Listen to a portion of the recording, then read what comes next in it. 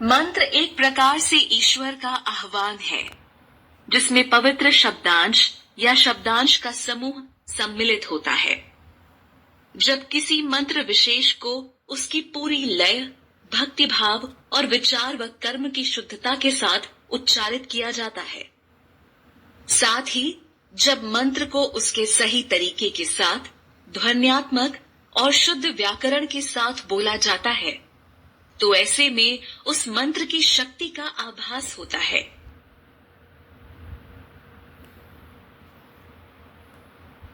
जिसमें मंत्र, अक्षर, संख्या और अन्य आंकड़े अंकित होते हैं। यह पूजा के लिए एक बाहरी व्यवस्था है, जिसमें कुछ बाहरी वस्तुओं, प्रतीकों या कुछ यांत्रिक साधनों का उपयोग किया जाता है, जिनसे ईश्वर की पूजा हो सके।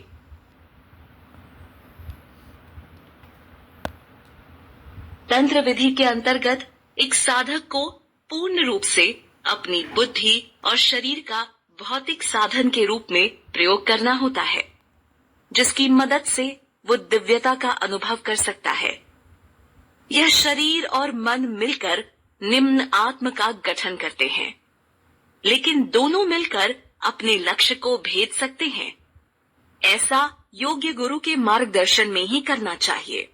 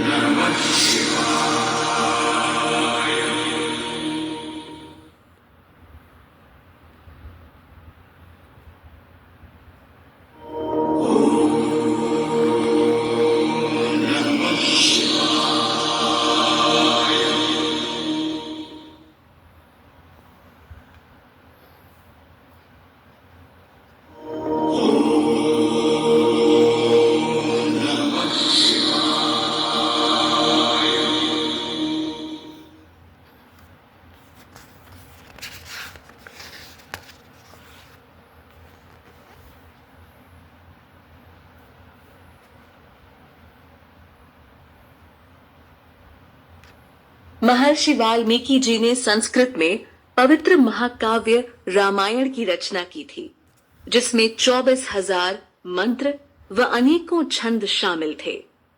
उन्हें योग वशिष्ठ का लेखक भी माना जाता है।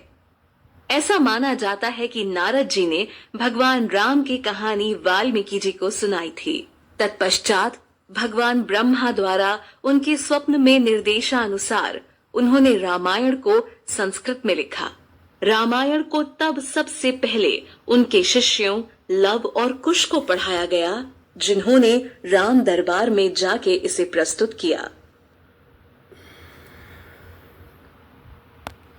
महर्षि नारद से मिलने के बाद उनका जीवन रूपांतरित हो गया, जिन्होंने उससे ध्यान करने और राम नाम जपने के लिए कहा। उसने सालों तक ऐसा किया और चींटियों ने उस पर एक पहाड़ सा बना लिया। उन्हें वाल्मीकि नाम दिया गया था।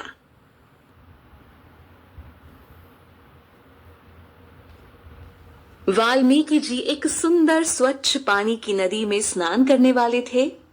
तब निषाद के द्वारा एक तीर से नर पक्षी को मार दिया और दूसरे पक्षी ने भी उसके वियोग में तड़प कर दम तोड़ दिया।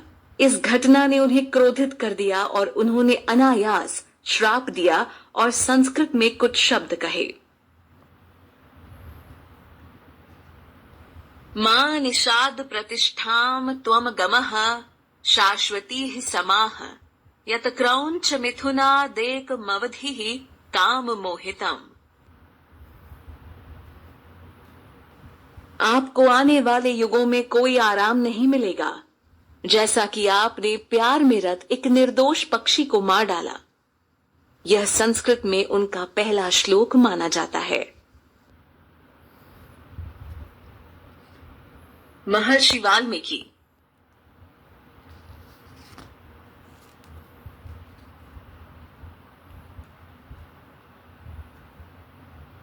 राम राम सिया राम राम सिया राम राम सिया राम राम